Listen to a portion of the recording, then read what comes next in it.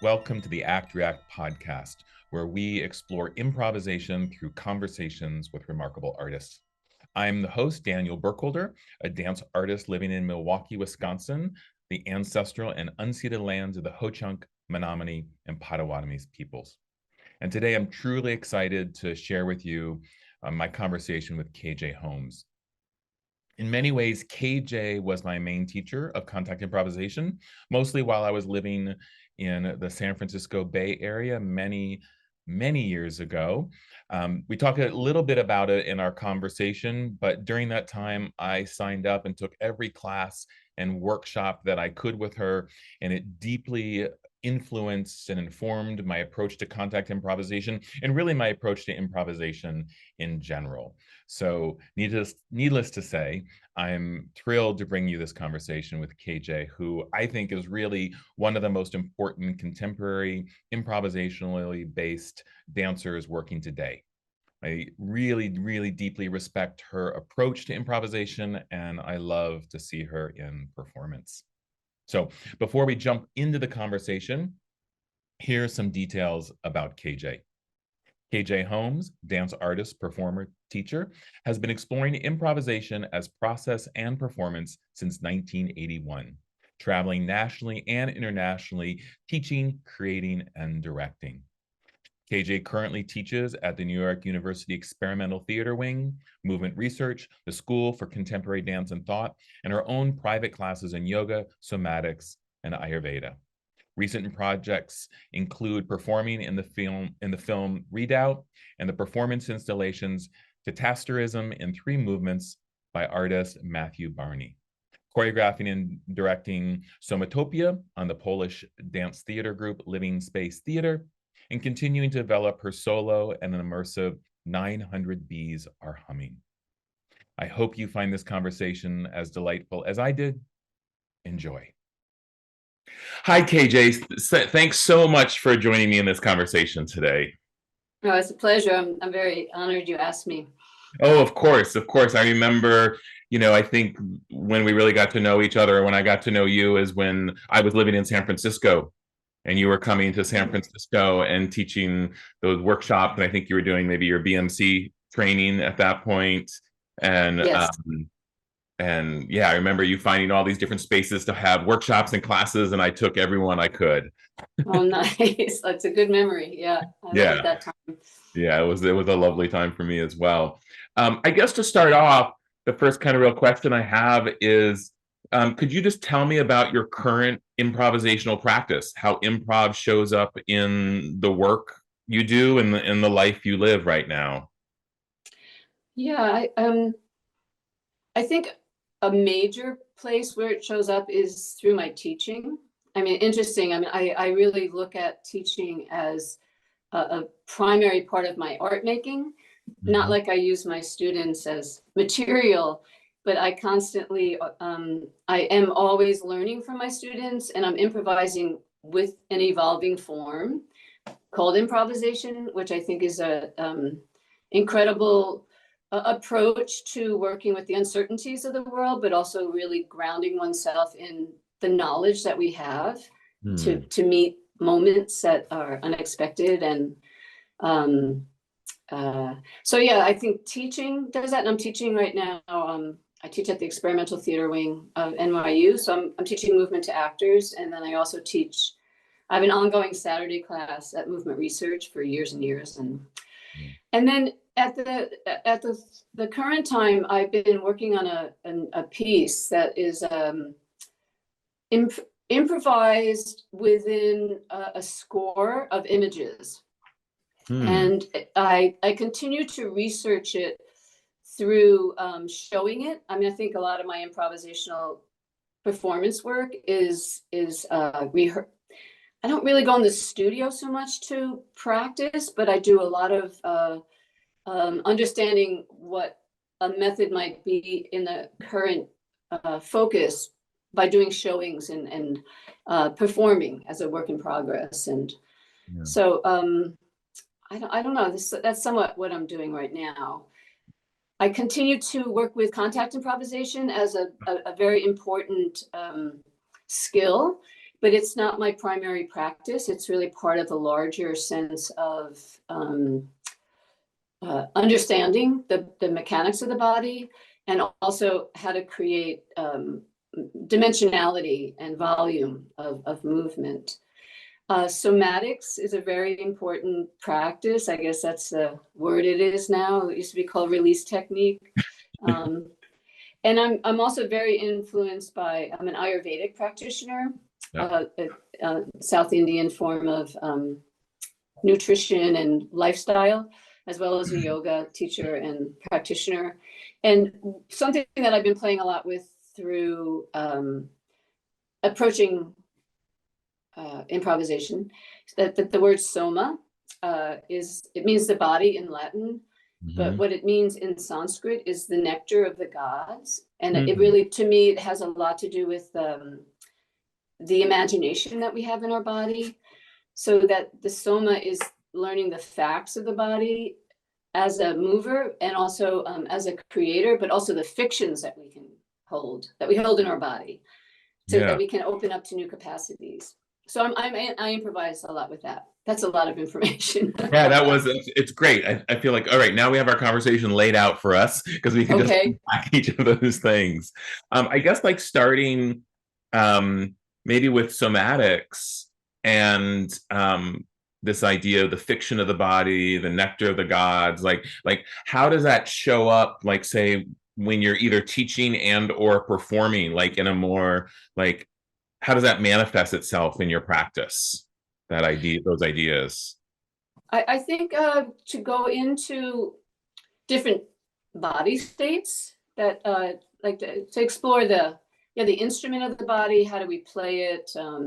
How do we understand that the body is also a source for creation? And so if I'm engaging with a particular quality based on like a particular system of the body, I'll say this word, it doesn't necessarily mean it's dramatic, but like a certain kind of character will arrive from that will then bring forth a narrative, perhaps not always a narrative, but maybe an image that I can then develop, because I'm very interested in the kinetics of improvising, the kinetics of dance, but I am really interested in how am I creating some kind of relational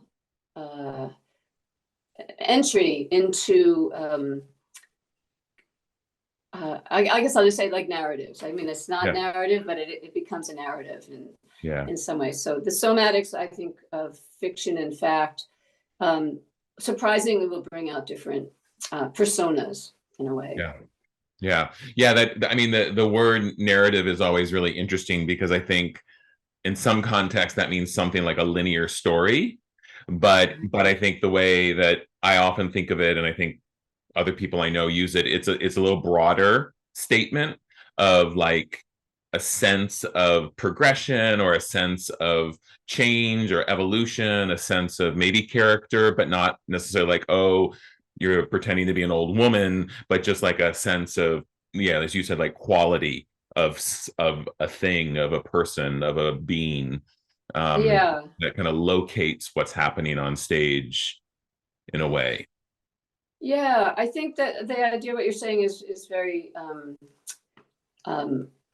is very right on. I'll say the idea of it not being linear, and I think that the idea of playing with time, which is not an unusual thing for dance or theater, but through the studies with like Steve Paxton, who I've worked with for a very long time, and also with Lisa Nelson, Steve being a primary mentor of contact improvisation and other forms of solo improvisation. And then Lisa Nelson, the work that she has developed called the tuning scores, the idea that time isn't linear, that it's spiralic, that how long does something last, like an image of what you're actually within before it changes or ends and begins again. So like to really, the more practiced I am at improvising and working with time and space and weight, three very important considerations that I play with lately, is that I'm also monitoring myself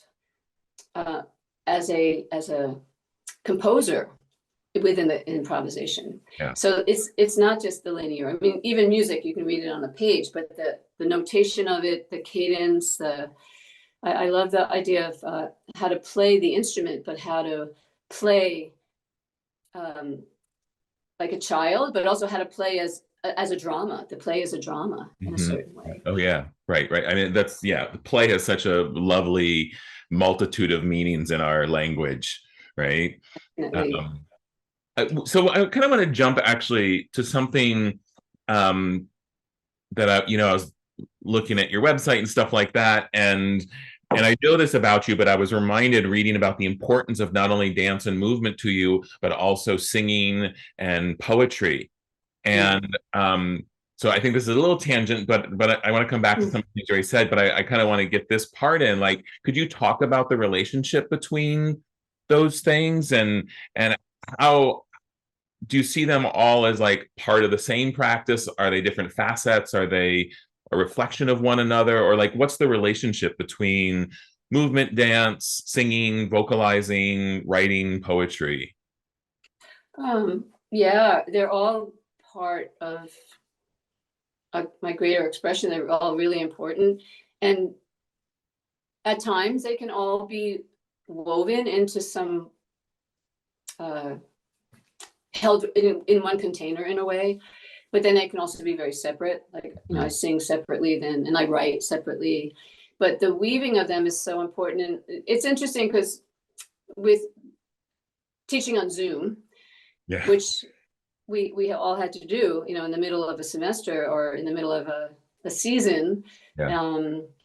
One of the most important things that I learned, and I really was very appreciative of having that kind of time, was the importance of language, which I know, but the poetics of leading somebody, a student, on a screen or in person, to a place that's really underlying language.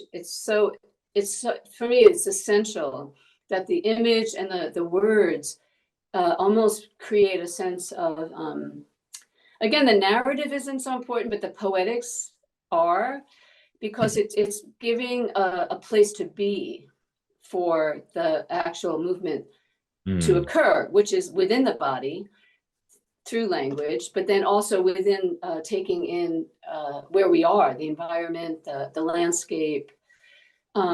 Writing is so important. To go from moving to writing has been a really big practice through my studies.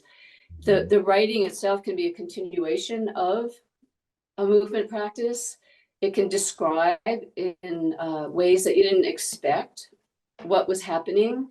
And it's also a map back to the actual movement. Yeah. So perhaps when you're improvising, you're not quite like, trying to remember everything you're doing, but the writing itself, for me, will then instruct me about where I can go back to and what was important about it. And then the reading of the writing, the vocalizing of it.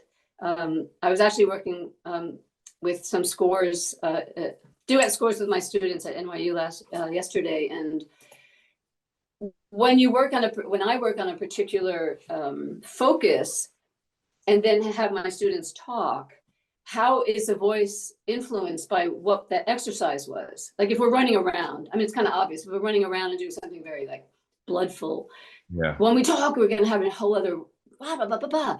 Or if we're working with something else, like very much about time and, longevity, sustaining, the voice will be really different. And, vibration. Vibration is said to be the earliest pattern. And vibration is sound and vibration is movement. So where they're not separate, but then you can separate them. But and for dancers too, right now, I think it's so important that they find their voices. I think we all have to find our voice. And speak. And that's language for that. And then having the power of the body underneath that. In our lives, and also as performers, like art as a really powerful force right now. Yeah, that's wonderful. I've always found, like, for me, a real deep connection between moving and writing and poetry specifically. And Mhm. so that I always felt like they were kind of, in a way, mirror images of one another, or Mhm. different expressions of the same source, you know. And Yeah. so you mentioned the new work. Is that the 900 bees are humming Yeah. Yeah. work? Yeah. Yeah. So I'm a beekeeper. So Oh no. we don't, this last season we did not have a hive, but because it didn't make it through last year's winter, unfortunately. But for a number of years, in our backyard we have a beehive that I Amazing. attend, and much to the chagrin of at least one of our neighbors, but I think it's all good now. um Right. so I have a definite, like, when I saw that 900, I was like, oh, bees, I love bees. Mm. Yeah. And Yeah. I was reading a little bit about it and stuff. Um, you mentioned, so I don't know, could you describe that work a little bit, like, because since this is your current kind of one of your current interests, could you describe what that work is, or becoming, or might be? Be Yeah, becoming. becoming, but bump. I know. See, that's where the play of language is, and it does bring in what you just said about poets, like the influence of other writers comes in so much to my work, and in this work as well. To read a poem or some prose or even some discourse, it's somebody else's mind making sense that influences my thinking, and thinking being physiological. I believe, it's a dance. Um, so the 900 bees are humming. It began when I was teaching in Sweden in I think it was 2018, and we were in the countryside near the Baltic Sea, and I was going to teach. It was a week-long workshop. We were all in residence together, and I wanted to teach an outdoor class. And I went walking through the forest, and nothing was there. No electrical lines, no billboards, anything like that. It was really quite pristine and beautiful. And I heard this buzzing sound, and I couldn't figure out what it was. And I finally walked towards it, and there's a wooden placard where it was written that it was an enormous oak tree, and it said, "This tree is 900 years old, and it has taken 300 years to grow, 300 years to live, and 300 years to die." It was in the Hmm. process of dying, even though it looked pretty healthy. And while it's dying, bees live inside the tree and live off of the decay and create honey, or they, bring it elsewhere. And it was like it just stopped me in my tracks, like that idea of probably, having gone through some personal loss that year, and um, kind of looking at, well, yeah, the obvious sense of like birth, death, and transformation, and and that which is so. I'm looking at my window right now, and all the trees. I haven't been here in a couple of weeks, and most of the trees are bare. And the leaves are on the ground, and like that, just a sense of recycling, and it just woke me up to like what is happening in the interior when you don't know, and you think something is one thing, and then you're able to watch and feel something else, like endings to beginnings, and that just really, it sparked something in me that kind of gave me life. It was really like this incredible, and it brought up a lot of like the desire that I have very often is correlating human nature to the larger nature of the environment, being really concerned, as most of us are, about climate change, and the demise of the bees, and the need for bees to keep our lives, to their process so important. And then I got into reading about mythology of bees, and it was just something that really sparked me, and a lot of images came from that as well. Mhm. Particular characters and costumes, and Mhm. so I've been developing it as a movement process, and I worked with a cellist in Argentina, and we did some showings. And he's been making music for me. So the buzzing, like there's one image, I think it's in Hindu mythology, that the I forget the name of the Indian goddess of love, but her lute is, the strings are covered with honey, and her lute is played by bees. So there's something like, there's just like this, it's so rich. Or like bees are the messengers from the underworld, or just that there's something very rich in that. And I made a film over the last year, a very short film, and showed it at Dance Space Project. And so at this moment, I'm working with 3 different elements and 3 different characters, and I want to make an installation. So there'll be a film and also live performance. And my most recent thoughts are that I'm going to actually have, I'm going to ask 2 other people to. It's been a solo with a cellist. He lives in Argentina, so it's a little hard to work. But I'm starting to imagine it like as a trio of having 2 other women involved in it. And then I have an idea of a choir. Because when I performed it as work in progress, I always end it with I conduct the audience in a 3-part harmony of humming. Oh, nice. And so the audience themselves become part of the performance. Yeah. And I'm moving with their influence. So, which I do oftentimes. I like to really engage the audience. So that's where it is right now. And I don't have any, I'm hoping to complete it, because I also have another idea for something else I want to work on. And but I don't have any venue or anything like that right now. So I might produce myself. Right. But it's been really very beautiful to research and dig into myself and feel the movements that can come from the interior. Oh, and I also just had a residency in Alaska in September, a week in the interior. So, and I was one of the things that one of the characters, again, a character, has to do a lot with space and looking at scale, human scale to nature. So being in Alaska and this extraordinary interior around me, and finding my interior and using a lot of the images from that was quite extraordinary. Yeah. So earlier you mentioned that this is like a score of images.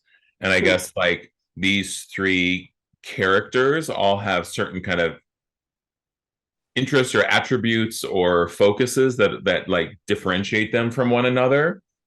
And one thing I'm interested in is like when we get to like performance and we have these scores, like what's actually in the score and how do we structure the score? Because I think we all use that word, and I think we all do something really different. So I'm curious, like when you're going into performance, like what do you know? Like what do you know about the score, and how is it structured? How is it laid out? How open structured is it? Like, could you just talk a little bit about that? Yeah, I think it's been different based on the actual showing or the performance of it, where I've been. But often, well, with this piece in particular, there's a very specific entrance, and it starts with this one persona that has a particular hat and a costume. And the Juan Ignacio Ferreras, who's the cellist I work with, he created a music score for me that is in 3 parts, like the three lives, like being, growing, living, dying. And so it has these different phases. And I've worked with it. In the spring, I had a residency at New Dance Alliance in New York City. And what I did was I pared it down. I didn't have any costumes. I didn't have any of the music. And I just wanted to work with the score of the body in time and space, and working with the environment I was in. So I guess how the score works is that I'll have, like, I know that I have this beginning, and I know the ending usually is conducting the audience in some way. But in the middle of it, there's some transformations that happen. There's vocal. I do a lot of vocal work, which goes Okay. from humming to, I had one performance where I included singing A Taste of Honey. Do you know that song? I think so. Yeah. Yeah. Yeah. Yeah. But I sang it one word at a time, like with long drones. So it Yeah. wasn't recognizable, Yeah. but there was something, so I guess for this particular piece here, there's a beginning, there's an ending, and then there are these phases where I recognize something transforming, and then how I might see where it leads me. Yeah. Other times in my improvisations, I also work a lot with live musicians, and it's very much about the relationship to our kinetic play. Yeah. So this piece is highly composed. Yeah. I mean, like it has a film and there's costumes, and Right. it's an opus. I even think it's some kind of opera or something. Right.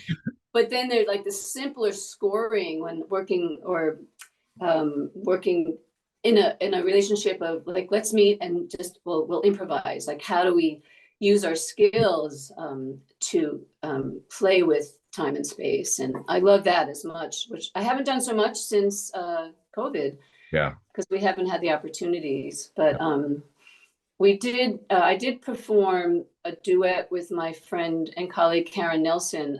There was a big festival, Contact Improvisation, 50 Yep. years at Oberlin, and she and I recreated a duet we made in 1991 that we Oh, wow. performed for the Yeah. festival, which was scored like duet, solo, duet. Pretty much that was it. But then there's other things that come in, and we know the parameters, and then also feeling in ourselves 30 years have passed.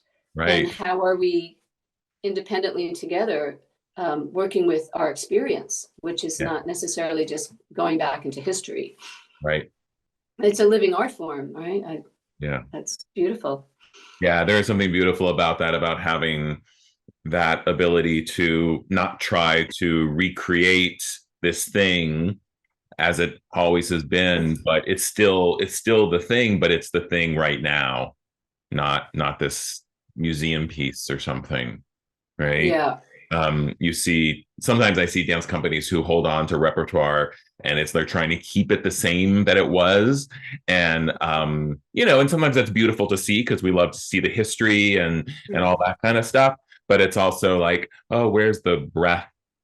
Where's the space, and where's all the time that has passed as well? Yeah. It makes me think of Lisa Nelson again, who I remember when I was in a small company, I guess you could say, Image Lab. There were 4 of us, and we worked with her score of playing with measuring images, and we conduct each other and tune using words. Yeah. Like remote kind of fast, pause, play, things like that. Right. And I remember she spoke about how she didn't want to call her work improvisation because she felt like it was even a highly choreographed piece. And I think about this with what you're saying. It's somewhat improvised because it's never the same. Mm-hmm. And if you try to hold it just to that, I mean, even theater, you have this character and you have this words you have to say, but you have to constantly come back to, well, how am I breathing? Where are my senses? Where am I living right now? And I love that. I mean, I'm very, not that she didn't want to be called an improviser, but she was, just kind of challenging the different, like as if there's a difference. Like, Yeah. I remember years ago studying with Steve Paxton when I first started working with him, and we had to create a 3-minute solo. This is like in 1983 or something at Naropa Institute, and he asked all the students to bring a 3-minute solo, and some people didn't believe that he wanted people didn't do it because they're like, but we're improvising, Steve. I'm studying it because we're improvising. And then some people did, and then we watched each other's. I had a 3-minute solo. I did exactly, and it was repeatable. And what his point was that when you're doing that 3-minute solo, maybe at 1 minute and 59 seconds, it may not be at the same place, or there might be some difference. Right. So he was having us live in a time, which oftentimes when one is improvising in performance, you get 20 minutes. And, like we've done that, like, Yeah. we performed in DC together, and, Yeah. but each person gets a certain amount of time, and then that's what you have, because that's how it is, right? People come and watch, and Yeah. I mean, I love long time, where you don't have to fulfill the time, but yeah, so it makes me think of that. Yeah. Yeah. That's wonderful. Um,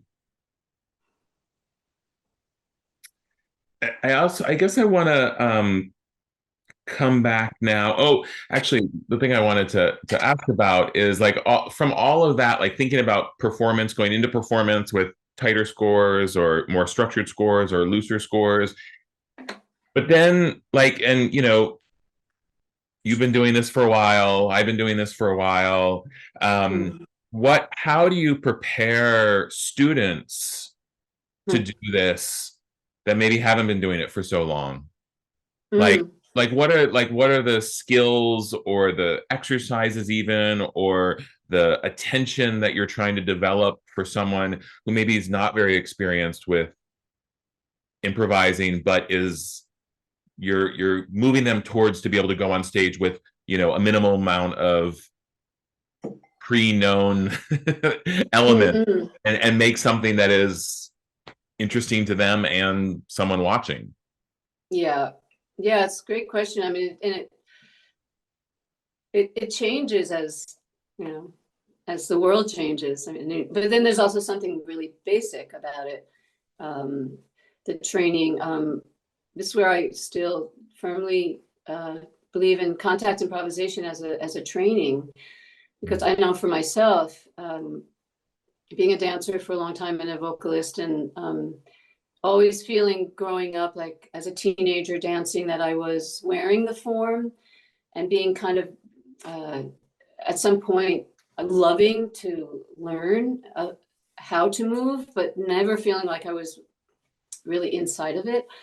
And then when I literally stumbled into contact improvisation based on other, finding stillness through studying with Andre Bernard, teaching, who taught me ideokinesis and the idea of moving, and that contact improvisation gave me a dimensionality that really I felt like I was fine. I landed in the movement. And I Yeah. think that's an incredible training.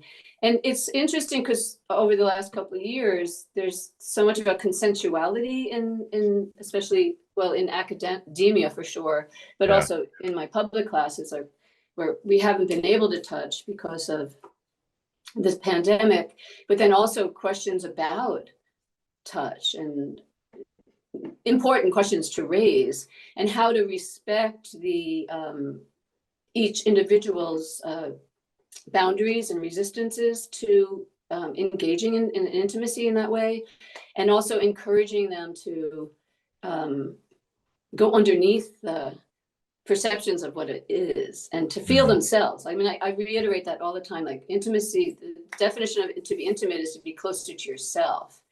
And so through moving with another person, you're actually feeling more of yourself. Yeah. And and then I also find it with students, it's really important just to introduce them to different parts of themselves, like anatomically. This is where body mind centering, my Yeah. training of that comes in, or the work that I did with Andre Bernard, or even with Simone Forti, where we were really learning a lot about how are we, again, nature, and like that. The more we don't know, the more we know, the more we don't know. Yeah. So it's really that understanding, again, maybe that's 900 Bs as well, like our interior and the relationship to that. Yeah. And then also getting them comfortable with being seen without having to make something, like to Yeah. find these thresholds of Yeah. transitions. I mean, Bonnie Bainbridge Cohen of Body Mind Centering, I remember her talking about her early development of the work, and she said she worked with dancers because she couldn't really do that in other worlds that she was in. Yeah. And she said what was important was that she worked with dancers because dancers study transitions. Interesting. right? And I Yeah. think a lot of a big skill of an improviser is to be in transition without having to um, make something happen. I mean, you can, Yeah. but also like how can you allow yourself to be seen in transition rather than, oh, I'm just going from here to there. And it's Right. hard. If Yeah. that linear world comes back in and Yeah. Or this idea that like transition is a place of like you need to get through that quickly to get to something that's more solid, as opposed to allowing to show the transition. Like that is also something to experience, yeah, right? Because yeah, it's maybe not as always tangible or something. To live in that kind of, well, this is where we are now. The ground isn't so stable, so let's figure it out, as opposed to let's just make a decision. yeah. Teaching about instability is really important. Yeah. And I use Mabel Todd's words. I mean, she wrote The Thinking Body in 1937, so she was a major pioneer. I mean, she was the first book I ever read in this kind of release work. My Yeah. teacher, Julie Yeah. Sandler at the New School, turned me on to her. But Mabel Todd writes in The Thinking Body that the human species is essentially unstable. So rather than looking for stability, we have to play with balance. Yeah. And we only continue to evolve because we are playing with balance, which doesn't mean like now we have it, now we don't, or we have to like be unstable. We, practical, pragmatic world. We need stability. We need a home and food, and Right. but then if we're gonna be the representative of other people as artists, somehow artists are speaking for people that don't know how to speak that way, but want to feel, and not in a hierarchical way. But how can we express those vulnerable possibilities and enhance the strength? And that's what I try to do with the students as well, Mhm. and myself and my performers. The vulnerability. Nancy Stark Smith taught me that. I remember in a class with her years ago. I'm like, how do you do this without being vulnerable? And she's like, you don't. And it was like so profound. It's like, oh, thank you. Right. Or Bonnie saying confusion means you're learning something new. I mean, nobody told me that growing up. Right. Incredible, right? Yeah. So transitions. Yeah. And I imagine that is such a great lesson. It's always a great lesson, right? There's a great lesson for you when you heard it. Um, I just know, like for students now, teaching students at the university level, right? They're all coming out of this. Most of them are coming out of this educational system where knowing the right answer is the only thing that matters. Yeah, yeah. And either you're someone who knows right answers or can make right answers or get to right answers, or you're someone who's not. And there's like very little space in between, so students feel successful or not successful in the education system, Yeah. and manifests itself in, for many of them, like their inability to be in that transition place, right? Yeah. And Yeah. I mean, I'm really thankful. I have a 15-year-old daughter, and I'm really thankful for some of my daughter's teachers who are, I think, honoring those places of not necessarily knowing, but learn, like the learning, like being in the learning place, not the knowing place. And like her physics, she's taking physics right now, and her physics teacher is just awesome because she doesn't tell him the answer. She's like, here's some ideas, go play with this now. You know? And my daughter even says, like, I don't even care about the right answer. It's just like working on these problems is really exciting. Right. And Yeah. I'm really thankful for that. But um, so anyway, this idea of working with students and teaching them that, like, being in process, being in transition, not knowing, like that is such a valuable skill or perspective to offer them. Yeah. It makes me think too that as a performer, we're offering the audience Yeah. that they're engaged with that, watching not somebody lost, but somebody exploring, like Yeah. what are the options right here? And the more practice one is in oneself and encourage, like lineage. Like, I mean, I'm talking about all these people, and your daughter, you're talking about your daughter's physics teacher, and I was your teacher. We danced together. Yeah. There's something about the ability to, I love teaching so much, and I love performing so much, and it's because there's an exchange going on. I'm not just telling everyone what they need to know, or, I mean, unless that's the role. I mean, I can be very clear, and sometimes that confuses the students because I'm so open, and then all of a sudden I'm very direct. But that play between discipline and freedom is like such an important, that's what I hope to give the students as well. Yeah, that's wonderful. Well, KJ, I don't want to take up all your morning. I could keep asking questions or having this conversation, but I think this is feels like a really solid kind of little nugget for people to dig into. So I really appreciate you taking the time this morning. It's so great. It's very inspiring, and thank you. I love what I do so much, and I learn all the time. So thank you. I learned a lot today. Yeah, so did I. So thank you so much. Have a good rest of your day. You too. You too. Thank you for listening to my conversation with KJ Holmes. I hope you enjoyed it as much as I did. Please check out the show notes for links to KJ out in the world and on the web. And as always, please subscribe to Act React. You can find us on YouTube, Apple and Google Podcasts, Stitcher, Podbean, and Vimeo. I hope you're able to join me for the next episode when I talk with the always thoughtful, inspiring, and provocative Keith Hennessy. Until then, please take care, be well, and live spontaneously.